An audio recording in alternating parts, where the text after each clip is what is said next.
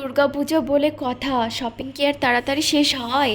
সেই জন্য আমরা পুজোর কয়েকদিন আগে পর্যন্ত শপিং আমাদের চালিয়ে যাচ্ছি। এতদিন তো শপিং করলাম স্প্ল্যানেড, নিউ মার্কেট, এবার আজকে আমরা যাচ্ছি জুডিওতে।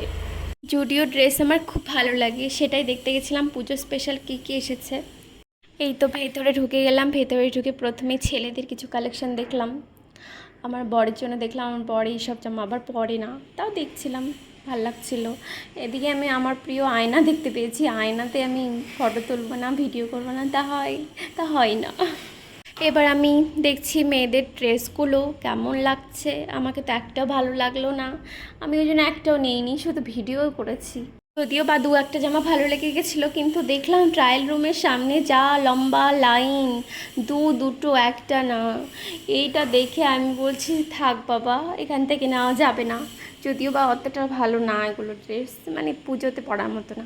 এদিকে আমার বড়মশাই ওই একই কালারের টি শার্ট নিয়ে, যে কালার ওর আছে তাও নেবে, ওই এক কালার ছাড়া আর পরে না, ওই এক দুটো কালার আছে সেগুলোই পরে।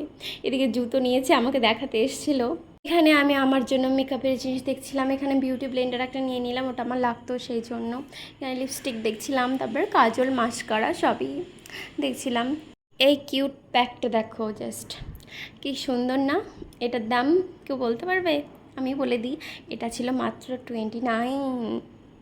তারপর আমি নিলাম মেকআপ রিমুভার প্যাডস।